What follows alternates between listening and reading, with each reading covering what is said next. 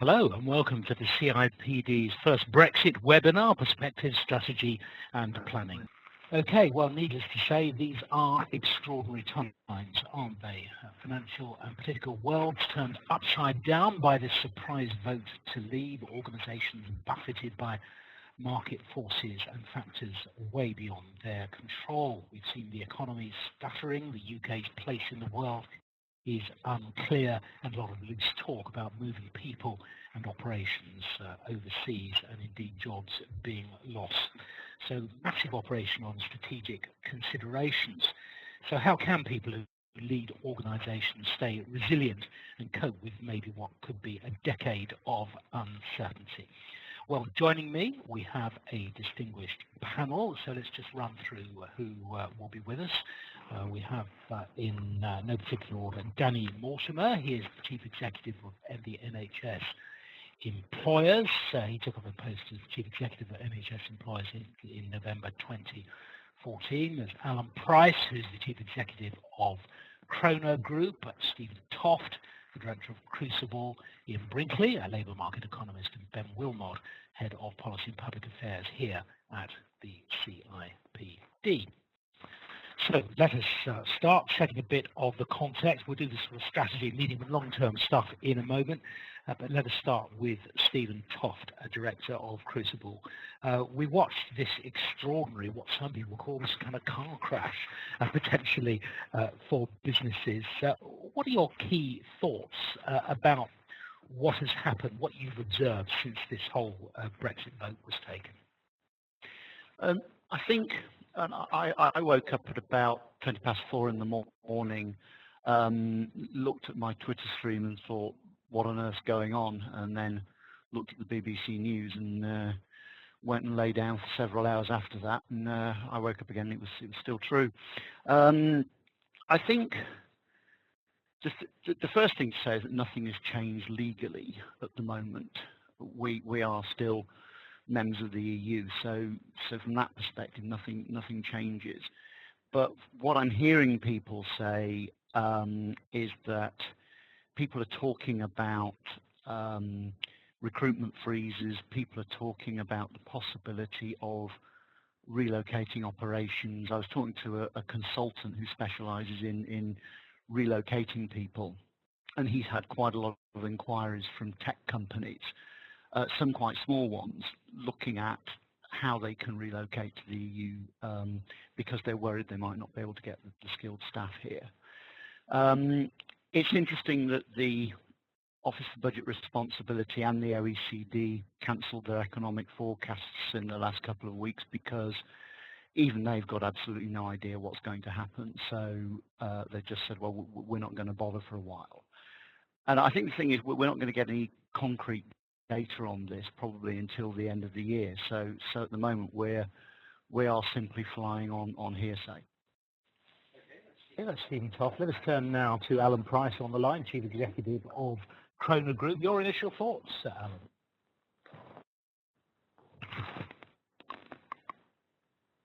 Okay, well, we seem to have lost Alan on the line there. I'm back. There now. Alan, hello, you're back. Excellent. So your initial thoughts, Alan. Good afternoon.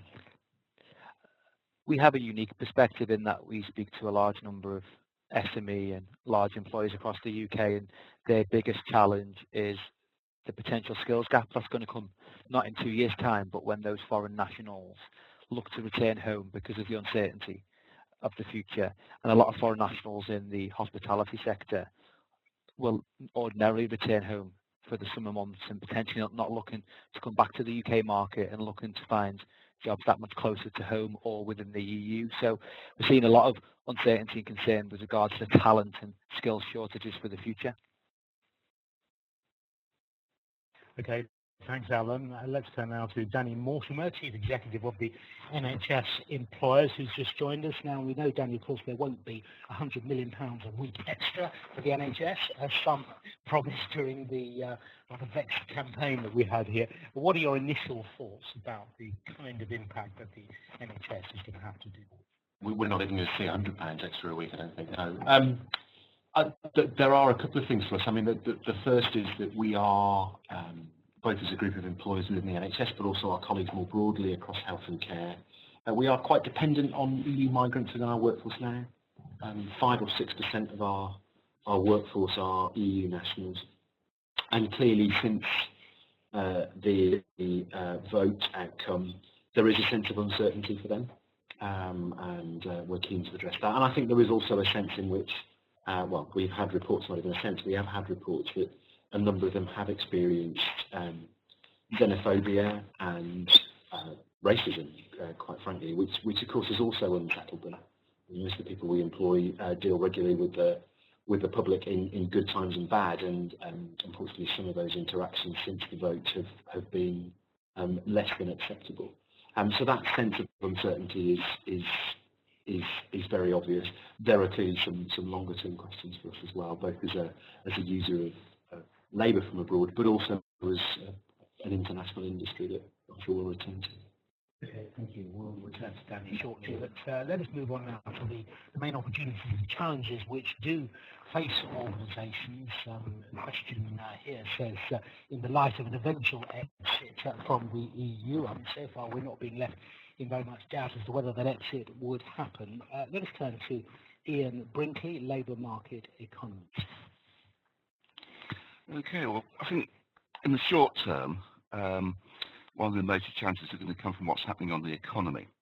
And at the moment, we're looking at the spectrum from a mild and rather short downturn to something that could be a lot more serious. And at the moment, we really don't know where on that spectrum we're going to lie.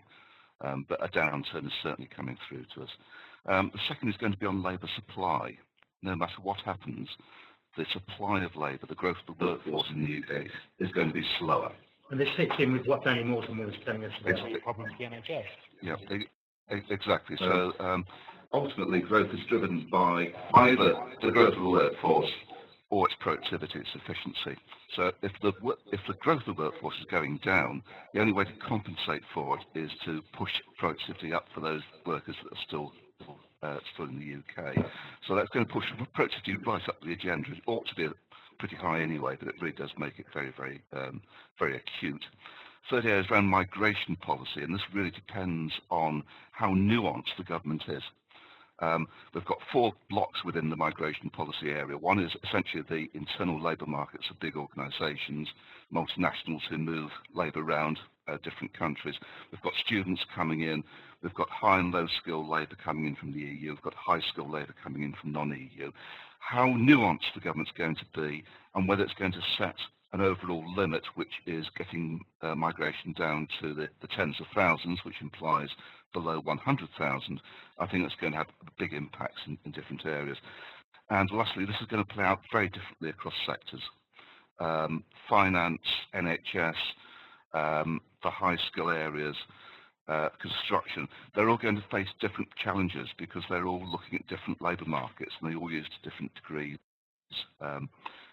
labour from overseas. So I think looking at those sectoral effects is going to be really important if you actually want to identify which are going to be opportunities and which are going to be the challenges over the next 4 or 5 years. Thank you very much, Ian Brinkley. So Ben Wilmot, Head of Policy and Public Affairs here at the CIPD. I mean, this sort of challenge has never been encountered, has it, by anybody working with people working lives? No, and we're certainly facing a bit of a sort of seismic moment, I think. And I mean, leading on from what Ian was just saying, I think what organisations will have to do is that they will have to review their resourcing strategies. They'll have to think very even more carefully about things like workforce planning. Because if there is, as it seems likely, going to be restrictions to freedom of movement and employers' ability to access migrant workers, then they've got to think even more carefully about how they invest in skills. And so that will mean that they'll have to think about really building close partnerships with stores and education providers, things like apprenticeships, and making sure that the talent pipeline is there, and not just looking at the younger end of the spectrum. We also we have ongoing challenges, for example, our ageing workforce. So we've really got to ensure that organisations are thinking about how they manage, support, and invest in the skills of their whole workforce and enable the organisation to be able to compete in a post-Brexit world if that proves to be a very different place. And as Ian said, there's so many uncertainties, we're not exactly sure. I think again for the short and medium term, there's a real emphasis on maintaining morale, reassuring the workforce. So that means particularly making sure that line managers are equipped with the necessary information and people skills to be able to engage and support people and make sure that they are they've got the messages that are going to help people feel that they can manage the turbulence that we're going to face over the next few months. Okay, thank you. That's Ben. We'll hear from the Public Affairs Head of Policy side of the CIPD. Well, we're going to have a number of polls throughout the discussion today, and we've actually just passed it, but we had our first poll. If you've got it there on your screen, then you've got 5 minutes to answer it. If we can just go back to that poll question before we move on to question 3. Have you seen a change in organisational confidence in the week since the referendum result was announced on 24th of June? So please say if you're more confident, less confident, or there's no change, and we'll bring you the results shortly.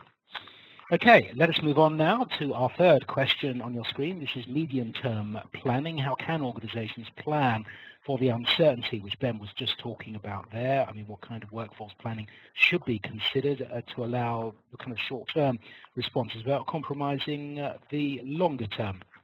So let us go to Danny Mortimer, Chief Executive of the NHS Employers, on this one. There are a couple of points to be made here. I mean, I think, relating part to the last question, there is clearly something that my members, often as the largest employers in their particular communities, need to take as an opportunity, which is actually about, given that there will be a very different migration settlement going forward, undoubtedly, what is it they need to do to better engage with their locality? And whilst we operate within international and national labour markets, there's undoubtedly more we can do within our own local labour markets as well, and probably a responsibility for us to do that. So I think there is something of a challenging opportunity there. There's a contextual piece for us which is also challenging in terms of the economics, which is many of the costs in our industry outside of people are tied up in technology and pharmaceuticals in particular. And until we're clearer about the settlement in terms of the UK's relationship with the EU and what kind of system of mutual recognition there will be around the standards that we have for medical technologies and pharmacies, as well as for things like professional qualifications, that gives us a slightly uncertain future. And some of our workforce planning scenarios are going to have to try and legislate for that. And it's clearly a branch of what we do, which is very much in the life sciences tied in with the life sciences industries. And so there's some ambiguity and some different scenarios we're going to have to plan for there. But a large part of what we're going to have to plan for is a much longer term and very radically different approach to planning our workforce. In the NHS, we've always, perhaps in the past, made the mistake of trying to very precisely plan our workforce. And as a public, we've never had an appetite for training doctors who then can't find a job in the chosen specialty, or training nurses who can't immediately find jobs. And we're going to have a very different approach to labour markets and planning our workforce going forward as a result. Stephen, off your director at Crucible, I think you were saying to me before we started that there's really barely anybody still working who can remember when the EU wasn't part of everything we do. So planning for a life without it in the medium term, let alone the long term, is going to be incredibly difficult. It is. And I think I can't see any way that this is going to be over quickly. This period that we're in at the moment, that we've sort of seem to have labelled the uncertainty, I can see that going on for several years. There's no clear route out of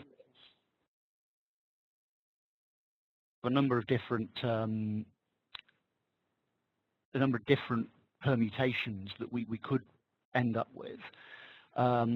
We've also then, it's not just the EU, we've also got to renegotiate agreements with the World Trade Organization. So all that's got to be done from scratch. And I think Philip Hammond said something the other day about us finally leaving in 2022. And I can quite easily see that happening. So I think that this uncertainty is now going to be the new normal. And this is what we're operating in for some years now, and I think there will always be going to be opportunities for some people in this, but I think for most organisations there are a number of things that people can do. There are some useful papers from NISA and organisations like that where you've got some detail about what the various future scenarios might look like.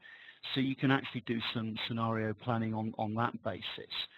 There's a really good video on the FT at the moment, which they call Punk FT, part of their Punk FT series. And it's a really, it's brilliant. Well, but it's a great kind of 5-10 minute look at what the different scenarios are and the different options might be. And if you're struggling to get your head around it, give it a go. Got to get through, but I'd like to get a quick thought on all this from Alan. This is Alan Price, Chief Executive of Kroner Group. From what we've heard so far, we can't look to politicians to help businesses with their medium-term planning.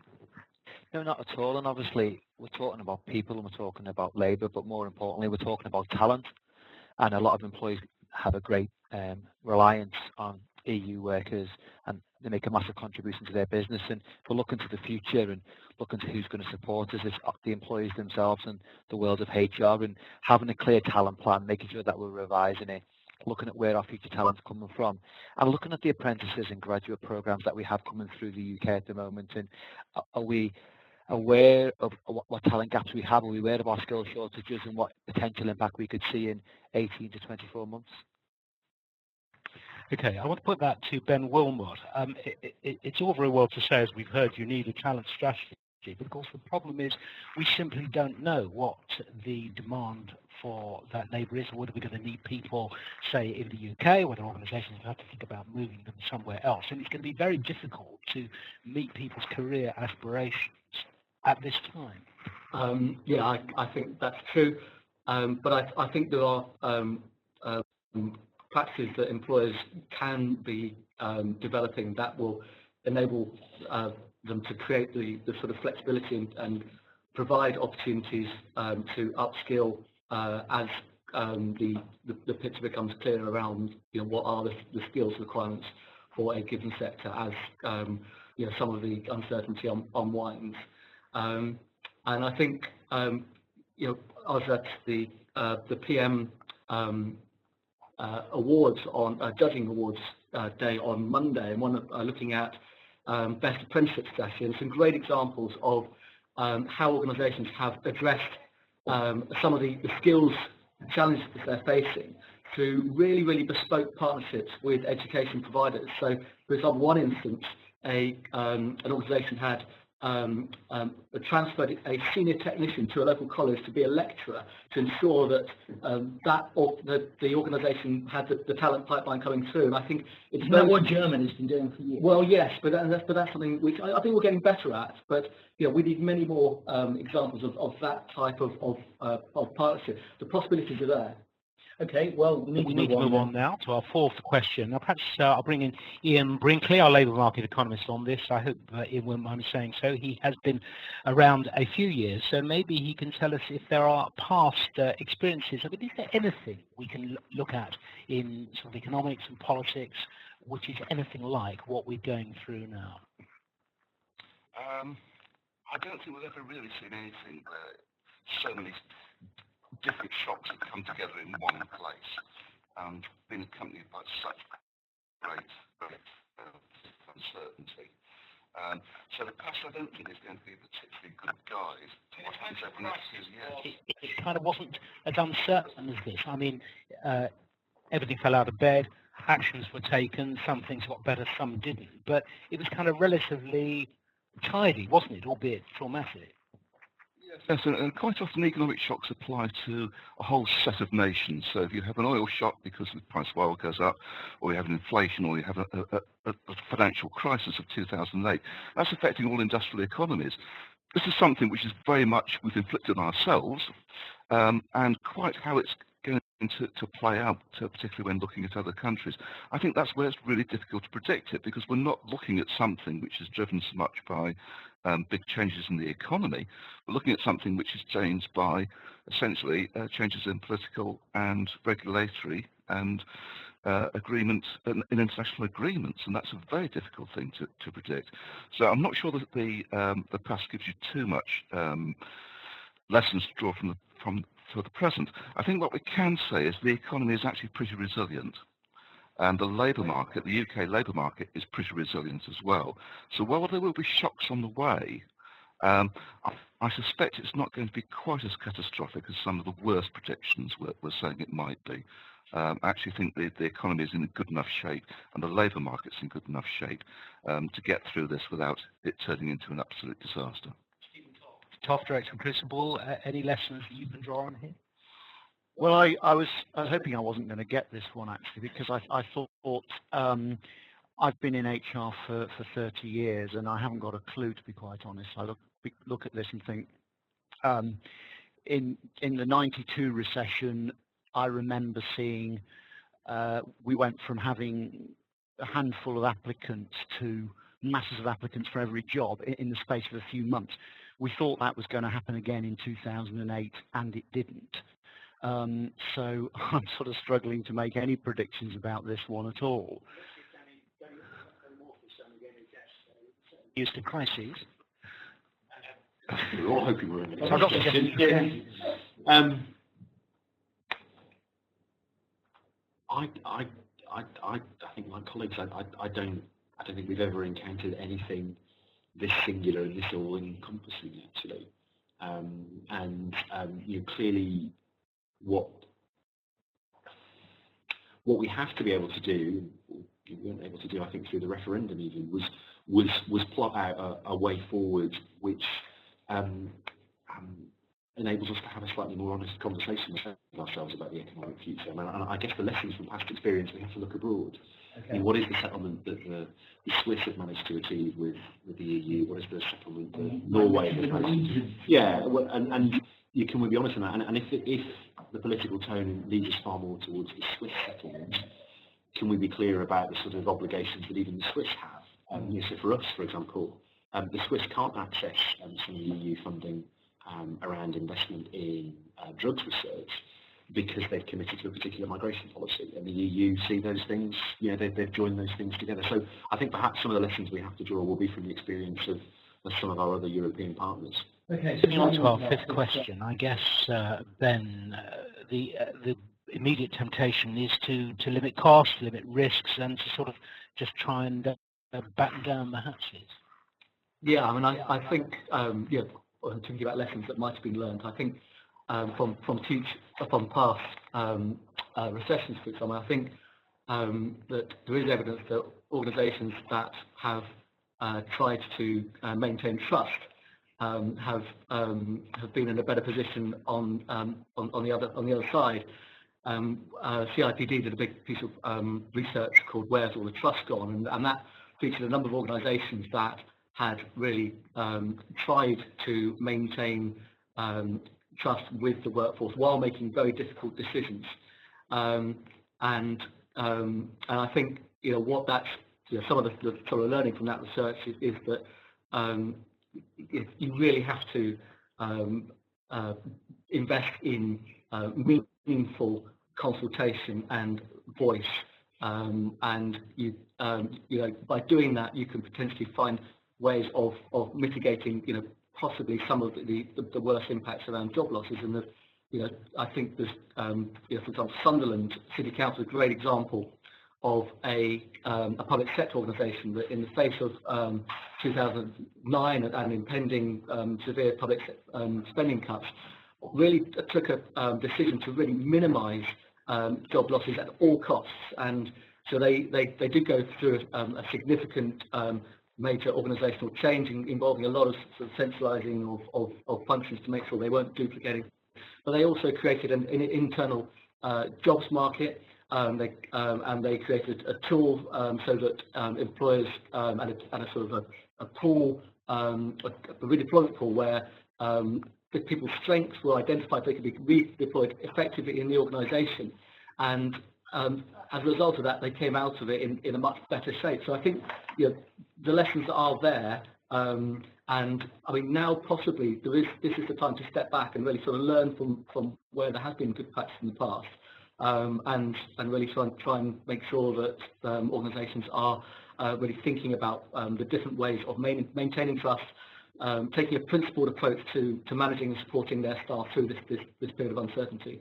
Now, I have to say, Alan Price there, Chief Executive of Granite Group, this is textbook stuff. It obviously sounds right to maintain the moral high ground, but these are very difficult questions for companies because they simply don't know how long they've got to kind of almost give their employees the benefit of the doubt there and just kind of keep hanging on, doing the right thing in the hope that it'll all work out.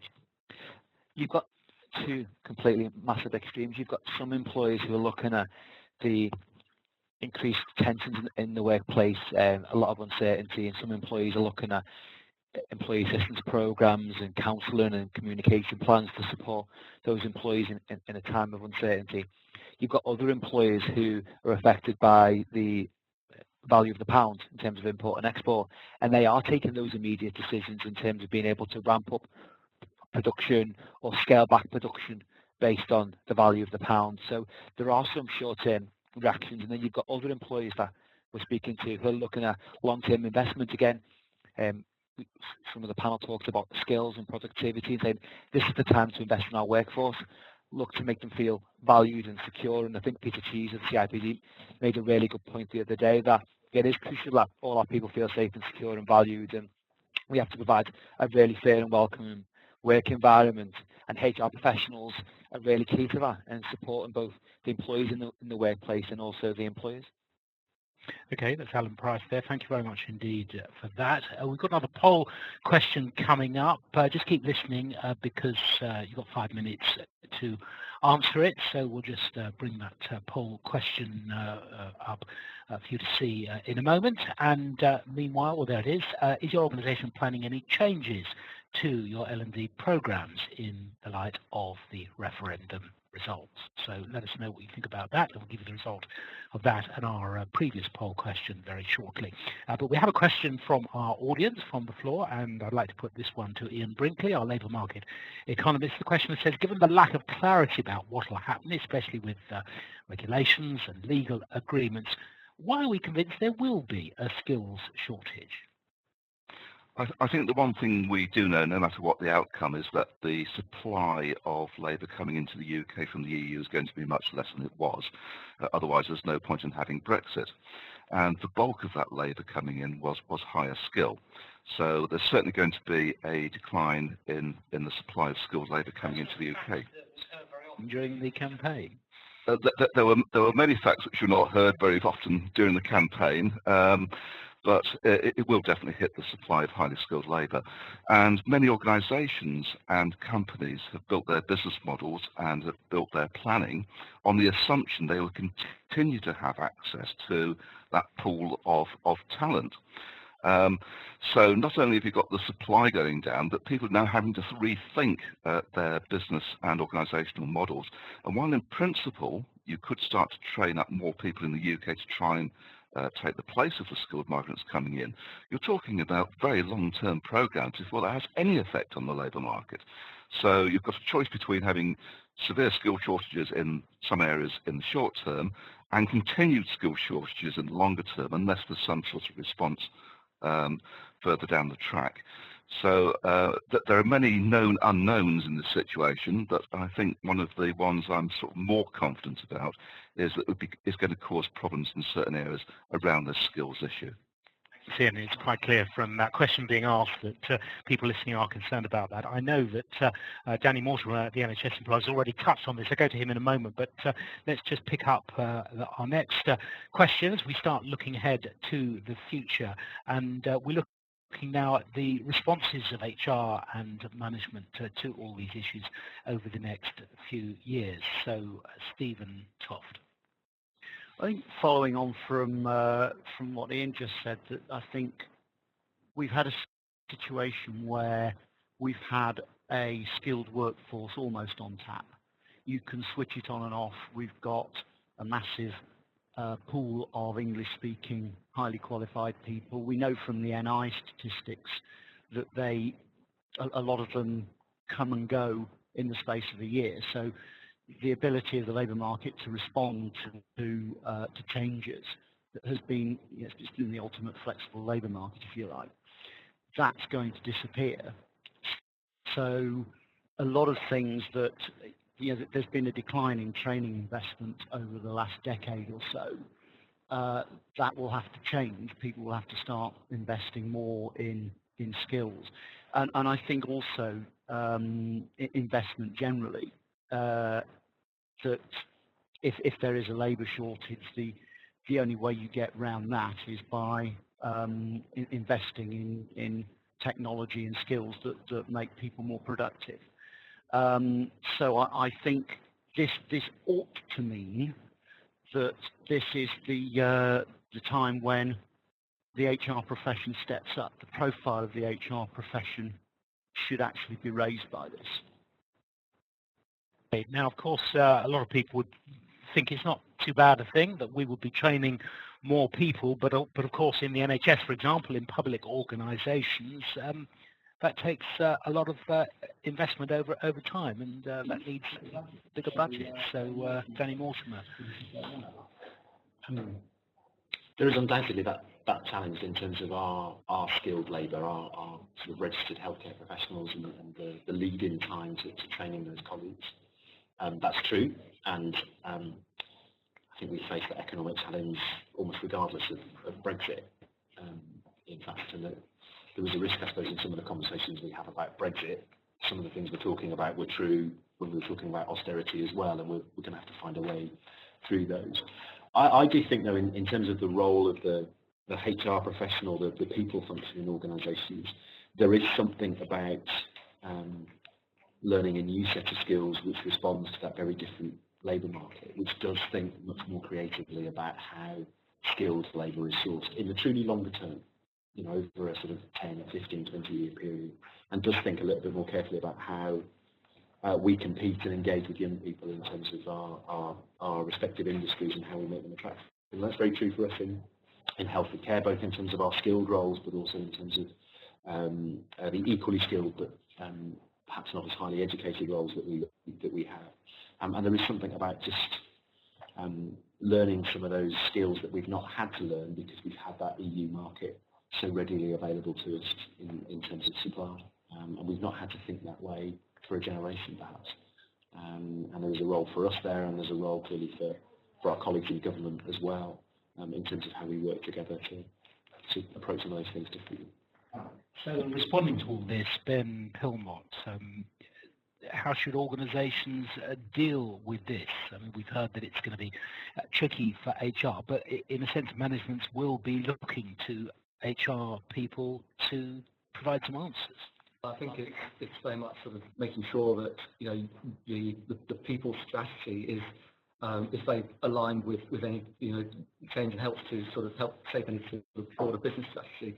So that is very much how the organisation can resource the right talent, how to manage that talent to get the best out of people and provide meaningful working lives at the same time as adapting to significant change. I think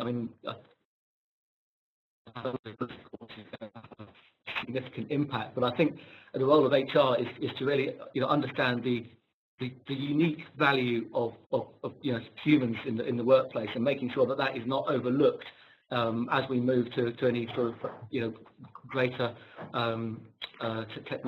technology solutions. Just a second, we'll get Alan's response on this one, but I thought you might like the results of the first of our polls. This was the one about confidence. exactly 50% of our audience have less confidence, but 50% have no change. I have to get a serious a bit of analysis to see what that means, but it does mean that yeah, not everybody's completely gloomy about all this, which is well, a little bit reassuring perhaps after everything we've been talking about this morning. Let's talk to Alan Price, Chief Executive of Kroner Group. Do you just want to come in on the question? It's question 7 actually. Respondents to our survey say that you know, there will be these skilled shortages. So how organisations should respond to all this? I think just again reinforcing what all the panelists have said with regards to a change in the talent and skill pool available in the UK, and that is going to be a challenge. And even if there isn't a massive change with regards to what agreements the UK are going to make with the EU, you've got to think about those foreign nationals that are looking to leave the UK. And you've only got to look at Ireland a number of years ago with the challenges it faced with a lot of brain drain to Australia and a lot of millennials and young workers looking further afield for opportunity. So there is a challenge with regards to foreign nationals, but our own nationals looking further afield. And it is important that in the world of work that HR are at the front and addressing those challenges. And I think for a lot of HR people, there is a concern with regards to a skills gap, and there is going to be a smaller pool available, and being able to train those people that are available is going to be very, very important. But HR do have an insight in terms of the changing context of work, and again, it's the role of HR to look at both the commercial insights and the business insights and what the business needs in any uncertain times. And the world of work has never been stable. You've got to look at 2016 with the introduction of the national living wage, Brexit. The world of work changes on a daily basis, and we shouldn't get too short-sighted on one massive impact to say that the world. Sorry, we lost you just for a second there. No, just saying with regards to the world of work is always changing, and whilst we've got a massive impact with Brexit, we've got to make sure that we address an ongoing skills gap in our workforce. Okay, and of course that was there before all this happened. Let's turn to Ian Brinkley on this before we move on, a labour market economist. Ian, I mean, people often accuse economists of analysing things but not giving us any solutions. Have you just any thought about how some of these things could be mitigated by the kind of response which companies and organisations make? One thing is to really pay attention to retention, keeping the workers that you've got, giving them a clear sense of progression within the organisation. Because if recruitment is going to become more difficult, it becomes even more important that you hang on and retain the people you've already got. The second, it's more intangible, but I think it's important, and that's making sure that we're still seen as welcoming to foreigners. There's a real danger at the moment that people abroad who might be considering coming to working in the UK with their skills and talent are going to be put off because they think either we hate foreigners or it's become more xenophobic. So I think whatever employers can do to reassure their foreign-born workforce who are already here and through their international contacts make it clear that we are still open to business, that people can still here and have good careers. I think that's the more you can do in that area, I think is going to be really important. And then thirdly, coming back to this point about efficiency and productivity, which has been on the agenda for a while, but one of the things you can do to try and mitigate some of these impacts is actually to improve the efficiency and productivity of the workforce you've got, and that means thinking. I was going to ask you about that. We've already had Theresa May more than suggest that productivity has been somewhat neglected. We don't really know a lot about what she thinks about a wide range of economic issues, but it was interesting she did pick up on this point.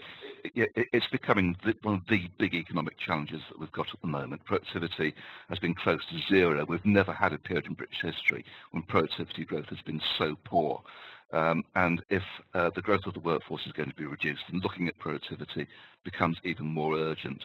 It's good the new government is thinking about that. Of course, the old government had a productivity plan, which doesn't seem to have actually achieved very much. So if you've got a new government which is prepared to now take another look at how you get out productivity in the workplace, that can only be a good thing.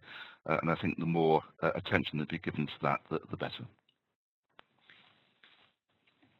Yeah, I just want following on from what Ian's saying, I mean, it's interesting also that our new Prime Minister has also talked about industrial strategy. So, I mean, I think that shows that the government is thinking this new government led by Theresa May might think slightly differently about productivity. From the CIPD's perspective, you know, we've long been highlighting the importance of government to look at the demand side of the skills agenda. So it's not just about the supply of skills, it's also about how skills are utilised in the workplace. It's about the quality of leadership and management.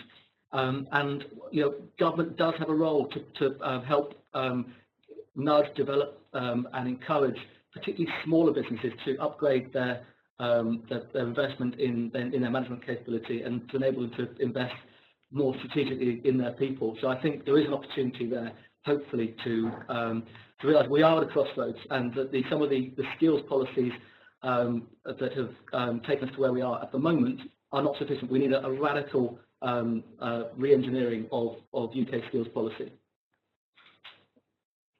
Ben Wilmot there, the Head of Policy and Public Affairs here at the CIPD. And in fact, that brings us very neatly to our eighth question, which we'll put in front of us now. How do you see Brexit, the seismic changes like it, affecting the future of work and the workplace nationally and globally? Stephen Toft. It's kind of almost like this whole Brexit affair has just brought some pretty fundamental questions to the surface.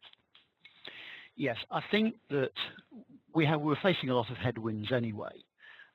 We've got an aging population, and that's true in almost every country in the world. The rate at which the world's population is aging is truly fascinating. That brings with it an impact on public services and taxation. Just about every Western country has gone into a period of slow growth and stagnant productivity. We seem to have a worse case of it than a lot of others. And what? Well, yeah, maybe not quite so bad as Japan, but I think what Brexit has done is just made the task that bit more difficult in a lot of these areas. Having said that, I was at a robotics conference a couple of weeks ago, where the Resolution Foundation, they managed to get some robotics experts and economists in the same room. And one of the scenarios that they painted was that this might actually kickstart an investment in new technology. So, you know, we have an alternative scenario. By 2030, Britain is a global leader in artificial intelligence and robotics, and we have a highly skilled workforce, and we're one of the most productive countries in the world. I wanted to end on a high note. Okay, let's see if Alan agrees with that. Alan Price, the executive of Kroner Group. How do you see the future of work, if you like, here? Again, we talk about a global business and a globalizing world, but we have a decision which makes us look very much inwards rather than outwards. So there's some competing objectives there in terms of a lot of UK business looking further afield in terms of exports and opportunities, but again, having a potential immigration policy that is very much tailored towards a UK-based workforce. So there are some challenges ahead, and I talked earlier about the value of the pound and the opportunity that we see with a lot of employees that we're talking to who are positive about the changes and see an opportunity to renegotiate with the EU and further afield new trade agreements. And there are markets that some of our clients are looking to enter into with a renewed degree of optimism. So there's always opportunity and challenge. And again, HR have to be at that top table within business and within government, talking about the opportunities and the challenges. Thanks, Alan Price there. Now, that second poll, we've got the results now. This was about organisations' plans for learning and development in the light of the Brexit exit, if you like. 8% are already planning to expand their programmes. 2% are going to reduce them. 30% are not going to change them. And 60% say that it is too early. And yeah, they do all that up to 100%. So there we are. A lot of people think it is just too soon to decide what to do with learning and development. Okay, so that's our look at anticipating the future. So it's probably time we try to draw a few conclusions here and go over some of the ground that we've already covered to sort of see where we are going. So leading the way is what we're talking about here. How can organisational leadership take a proactive role in both leading change and listening to the voice of employees? Danny Mortimer. I think there's a few things to highlight. I think there is something absolutely that organisations, and particularly representative organisations like mine and the CBI, have to do to help the honest debate about moving forward. And for us, our reliance on skilled EU migrants to provide health and care to our population, and the fact that that reliance isn't going to change even by 2022, if that's the date that the Chancellor has said.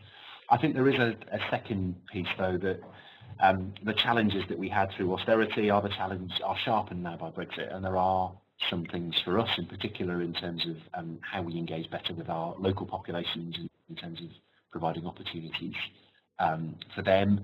And as we've talked about, it sharpens the challenge we've had for a number of years now about the variable engagement of our people, and also the variation in productivity that we see, and the poor productivity that we see across the economy, and that's true in our sector as well. So Brexit sharpens some of the challenges that we've had for some time. We had a question on these lines, so I'll put this now to Ben Wilmot. Given the focus on skills, should organisations look more closely at innovation, organisational design, or maybe more joint ventures or partnerships? And my immediate thought there is you don't quite know who you should be doing a partnership with. Well, I'd certainly agree with the point around innovation, and I think quite often in the UK.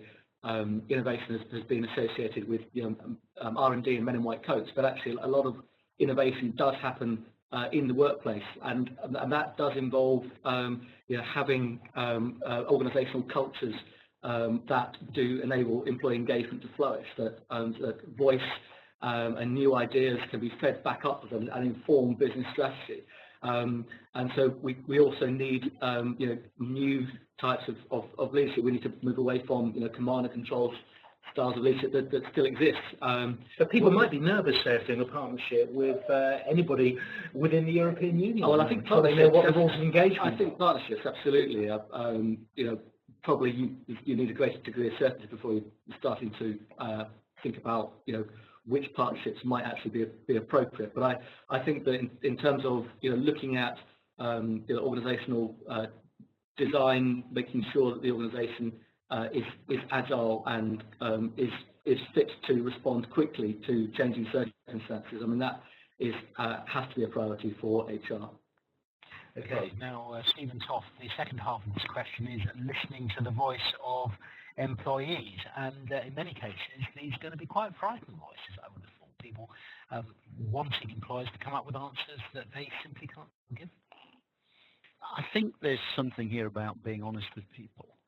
I mean, people can see what's going on, people read the news, that there's no point trying to sugar the pill that people can already see. And I think where senior managers are looking at the future of the organisation, if they are doing scenario planning, if they're trying to understand what the organisation might look like in the future, sharing as much of that with people as is possible,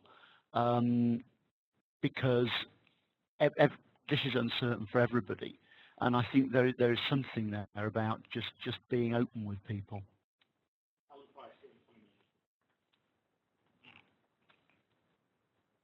Okay, well, we seem to have lost Alan Price just for Hi, I'm here. So, he's here. Yes. Okay. I couldn't hear you. Sorry. Oh, okay. We're talking here about really how you square with your workers during these times. I think some of the general advice we've given to a large number of small to medium-sized employers is communication, and I think I heard before that the comment about being open and honest. Communication is a two-way process, and it sounds straightforward and easy, but having stand-ups every week, talking about Brexit and how employees feel, any challenges they face both in their personal life and their professional life, and how can the employer help, getting some of the misnomers and some of the misinformation out of employees' minds, and also talking about the business context and what the business plans are and how they can work together. And really important point about inclusion and tolerance, and making sure that the employees are working together, the common goal of having the employer set for the future and any challenges they may face. And I was talking to one employee the other day who had a whiteboard of all the sort of old-fashioned SWOT analysis of what's our strengths, what's our weaknesses, what's our opportunities. They had the whole workforce of about 56 people having a breakfast meeting, just talking about it, and they all came out of it invigorated and energized. I said earlier on, any challenge is an opportunity, and this is an opportunity for employers and employees to come together and face these challenges combined. Okay, that's encouraging. Let's see what Danny Mortimer thinks about this. I think I'd agree with that entirely, and I do think that again it's about sharpening that challenge that we've had for a long time, which is that I know in our own organisations, the talent resides in our frontline colleagues, and we struggle to ask the right questions and create the space for them sometimes to have the conversations with us about how we can improve our organisations and improve what we need to do. And again, Brexit will be the opportunity. Well, and I think it is, again, it sharpens that challenge. The Institute talked about it for many years, and we see that massive variation in the experience of our people. In the NHS, we face some particular challenges around the experience of black and minority ethnic colleagues, for example. And there is something about, given the economic challenges we will face, given some of the labour market challenges we will face, we have to make best use of the talent we have, and there are a set of things that we know and distinguish the best organisations, the best employers, and we need to apply those much more rigorously, much more carefully. But I'll find the whole question now with just 3 or 4 minutes to go. So if you fancy answering this one, we'll give you the results, if not now, then on the screen after the webinar's finished. Is the voice of employees typically taken into consideration by your organisation when discussing change? I guess if you're a boss, you might answer that differently from your workers, but that is the question. Let us know. Simple yes or no to that one. Okay, let's draw some more conclusions now. What is the takeaway from all this? And so let's go to Ian Brinkley, our labour market economist. It is easy to see all this as negative. Inevitably, during this conversation, Ian, we have pointed up a lot of real issues for organisations to deal with. Do you think there's anything good that could come out of this? Is there anything we can capitalise or take away from this? I think the main thing that could be on the more positive side, it actually does really focus the mind on these long-standing problems that we haven't really tackled around productivity, around progression in the workplace, around how we can cultivate and develop new talent pools. And if anything, if it makes us actually come to grips and address those in a rather more concerted and rather more effective way than we have in the past, then it's possible something good may come out of this, as well as all the concerns that we've raised today. I think, similarly, I think this potentially is an opportunity to, we are at a crossroads potentially as a nation, and I think, certainly the government needs to start thinking very differently about skills policy and about the importance of people management in enabling the drivers of productivity. I think there is also an opportunity for some organisations to review their business models over time. Their investment strategies is an opportunity to move up the value chain by investing more strategically in people's skills and technology. And I think, but also really, I think this is an opportunity for HR to step up to the plate. That organisations that manage change better, that maintain trust and engagement with staff as far as possible during a period of uncertainty, will be in better shape. They will be more likely to be more competitive, and their people will be more resilient and healthier and happier. So I think that's the opportunity. Alan Price, what do you think about that? I think all my words have been stolen. There's very little to add other than to reinforce the comments from all the panelists. I think it's good to look at change as a positive. We don't stand still as individuals, as employers, as business owners, as a nation of people. But we know there are going to be changes ahead. We know that the labour market is going to change. We know there's a skills gap. We know there's productivity challenges, and we know we're going to remain part of a globalising world.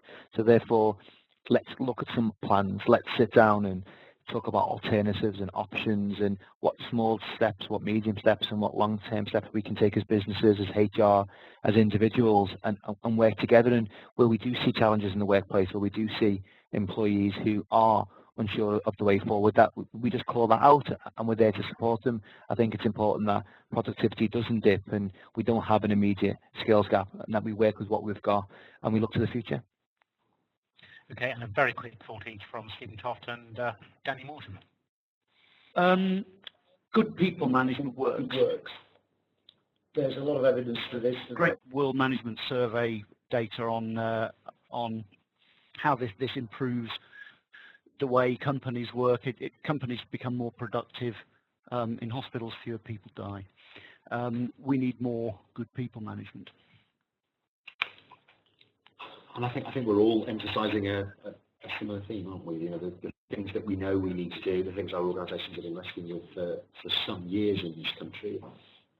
We've got to stop wrestling with them and stop admiring the problems, perhaps, and actually commit ourselves to some action. That's the thing that we can do. Well, great note to end on. Our final poll, this is whether employees are being given consideration.